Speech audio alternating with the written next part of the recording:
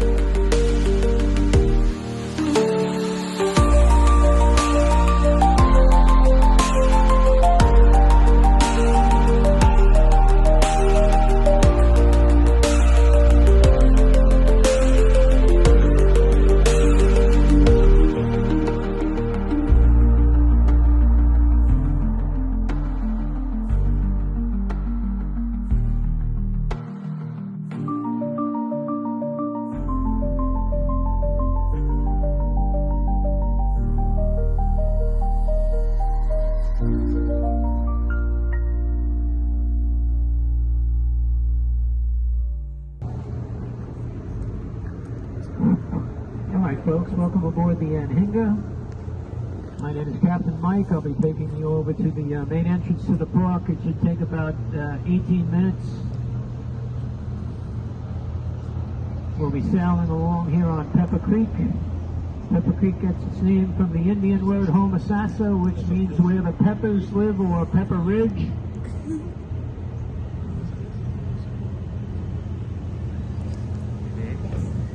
Does anybody know the Indian translation for the word vegetarian? Well, that would be a lousy hunter.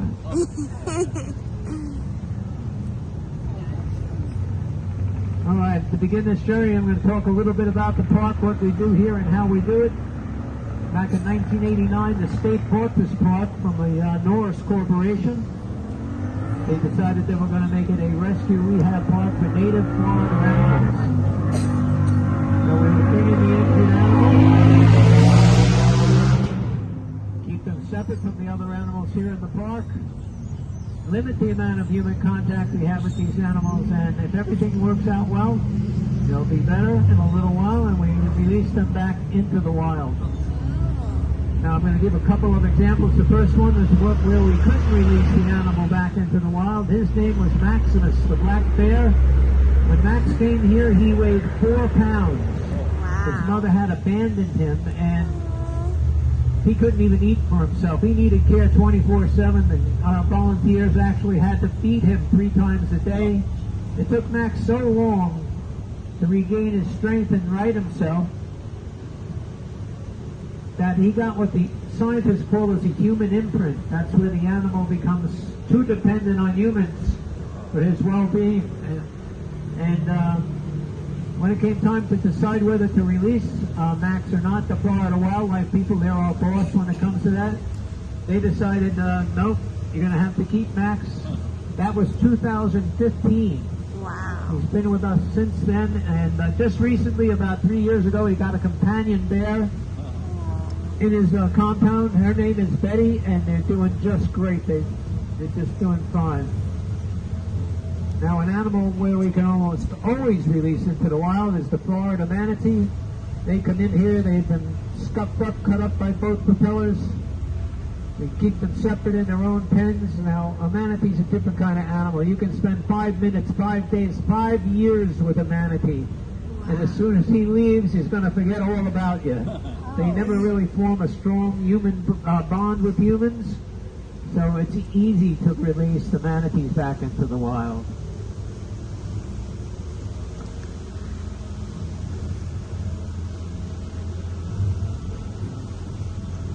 Now up ahead here, reaching on the left bank across the creek, you see the red cedar trees up ahead.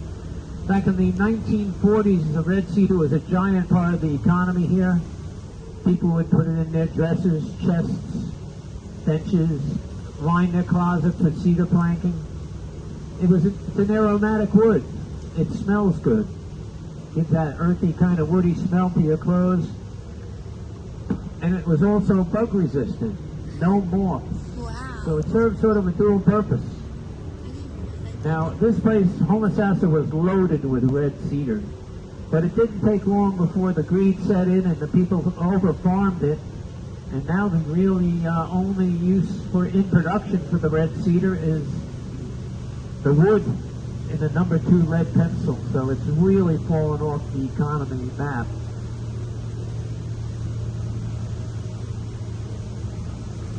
Now this here palm tree here on the right-hand side holding up that other tree, well, if you think back about 6 months, we had a tropical storm called Debbie come through here, and ever since then, that's what we've been left with.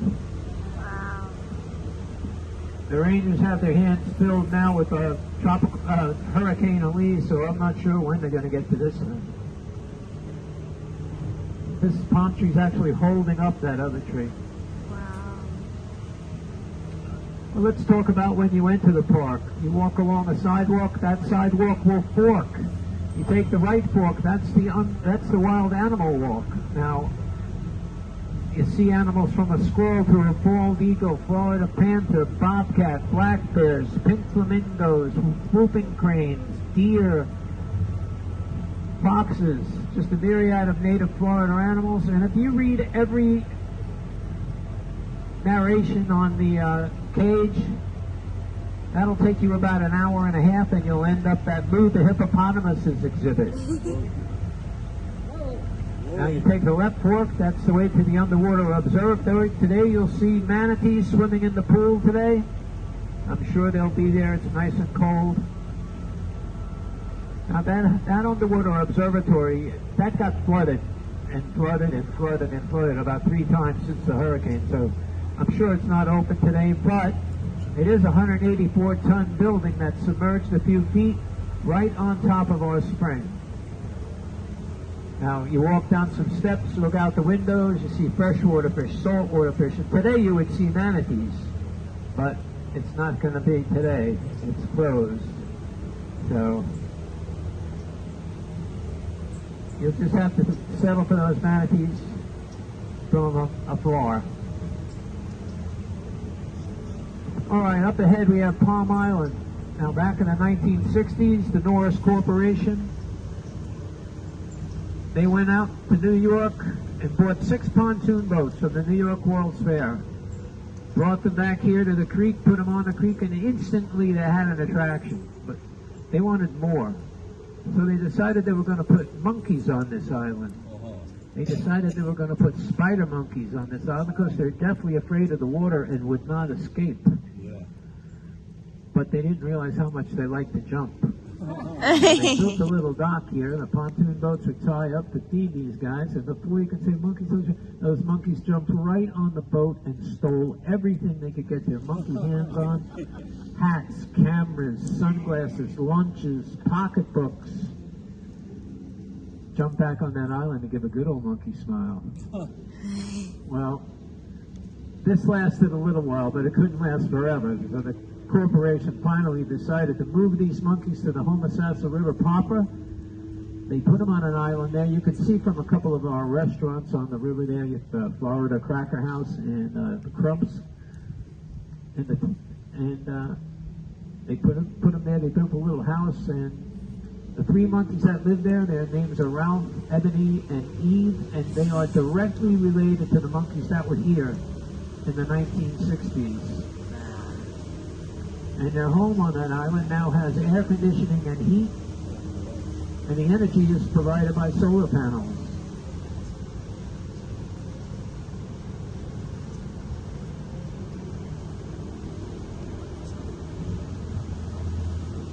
Not a bad monkey tail.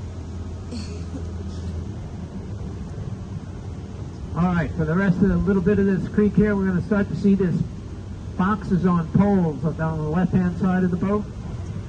Now that's the birther box for the female wood duck. Oh, wow. She would fly into the circle in that box, nestle down to the bottom, and lay 1 egg a day for 10 to 12 days. Sit on those eggs for about 28 days. Those eggs would hatch. The mother would fly down to the water, give a call, and out come those baby chicks. Wow. For the first 5 to 6 weeks, they stay with the mother. They learn about the creek, where to go, where not to go, what to eat, what not to eat, and a little bit about hiding. That inverted cone, well, that's to keep out predators. And the biggest predator we have here is snakes.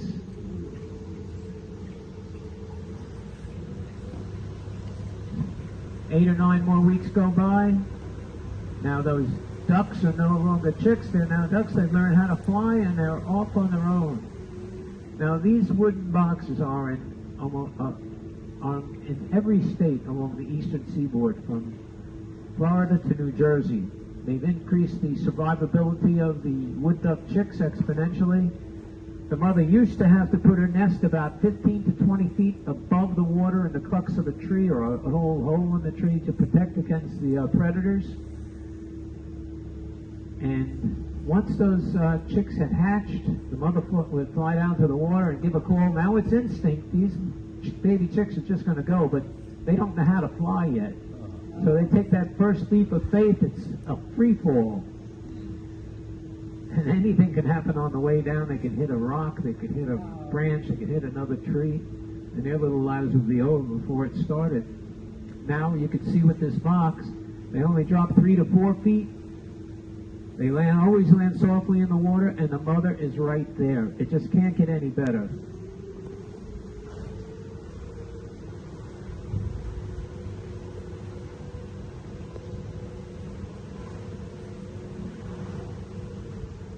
Now, I grew up in the 60s, and I was a little concerned about what the government gets involved in. But this, they did, and it was a great thing. It made a big difference in the survival of these little chicks.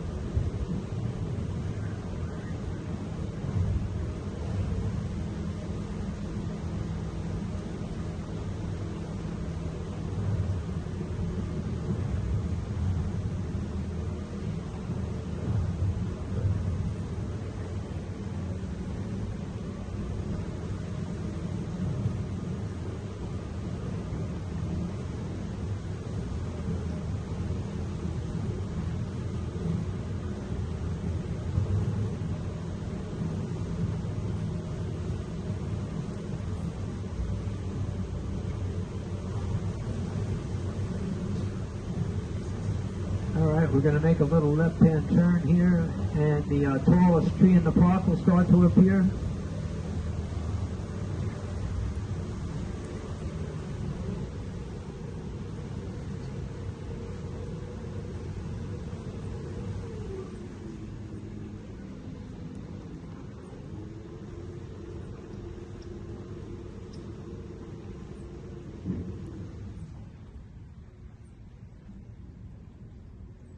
There it is. And that tree to the left of the tallest tree, hanging from that tree is wispy kind of gray stuff. That's Spanish moss. It's sort of a misnomer. It's not Spanish and it's not moss. It's actually an air plant that attaches itself to other trees. And back in the early 1900s, the people here in Homosassa would put that stuff in their pillows and mattresses and their chairs. It was softer than hay and cheaper than hay. It was sold for a penny unprocessed, 2 pennies processed. Well, Henry Ford gets wind of this bargain, and he comes down here. He brings a train, an empty train, fills it up with unprocessed Spanish moss, brings it back to Detroit, puts it in his 1915 Model T Fords. Starts selling those Fords, and in about 60 days or so, starts getting complaints. Henry, I'm burning up, I'm itching, I'm scratching, you gotta do something. Well, what happens is the unprocessed Spanish moss contains a tick-like bug called a chigger, and after about 60 days, those chiggers started to come out of the seats, biting people in some very unseemly places. Well, Henry was sort of up a creek without a paddle. He had to bring back those cars, swap out the Spanish moss for hay, and well, you may have guessed it, that was the first automobile recall in the United States of America. 1915 automobiles, Ford automobiles.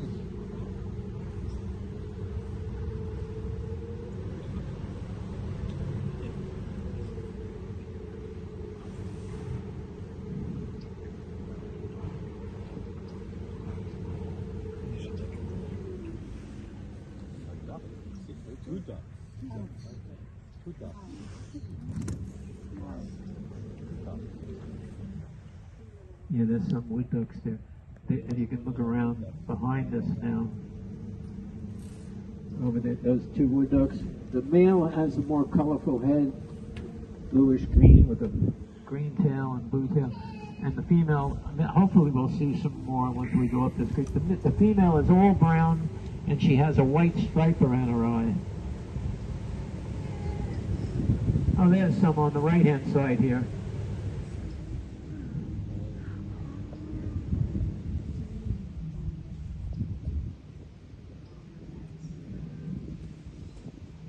There they are. See, that's a female on the outside, a male on the inside.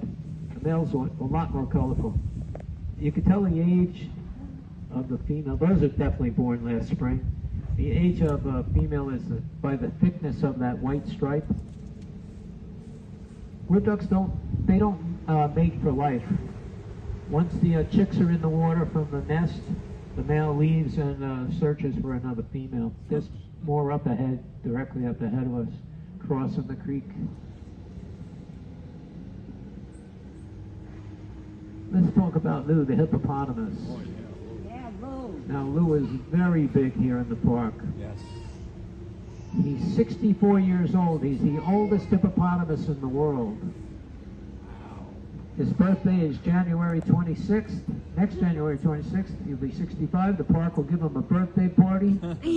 They give him a birthday cake of gourds and pumpkins and frozen berries. Publix bakes a giant bread cake, 50 pounds, I believe it is. And they actually bring in school children to sing Happy Birthday to Lou every year on January 26th. Now, Lou has been in the movies. Movie with Chuck Connors called The Cowboy in Africa.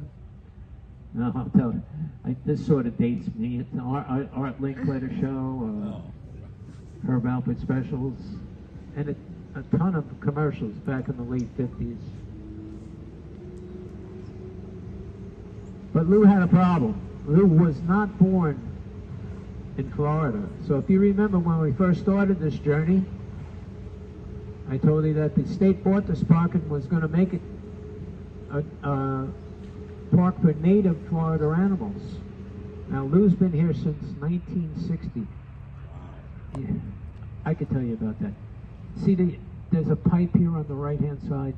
Well, the people on the river decided they needed greener grass, so they put this fertilizer down that killed the eelgrass that's in the water, and that's a natural source of food when the manatees come in from the cold Gulf. So that's a dredge pipe. They dredge and they silt off the bottom, and this has already been done, and they've transplanted the eelgrass from the Gulf in hopes that it had taken hold for when the manatees, and they are coming in right now, so we'll see what happens. There's some ducks landing up ahead of us. All right, so Lou had a problem. He's not born in Florida. He's actually born in the San Diego Zoo. He came here when he was 4 years old. He came here in 1960. Been here for 60 years. So the park wanted to get rid of him in 1989. The state said he's got to go. Well, people got up in an uproar, and the school children wrote letters to the governor, the local newspaper. They supported Lou, and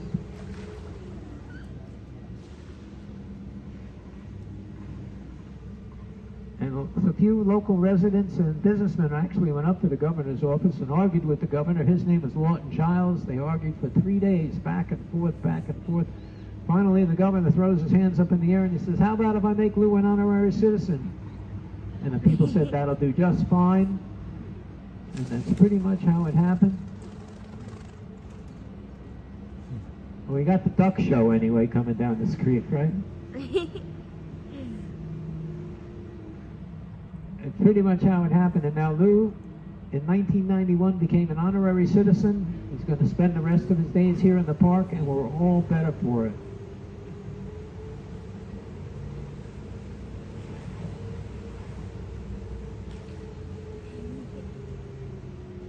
All right, folks, this boat comes to this dock on the hour and half hour. Here's some ducks here on the left-hand side.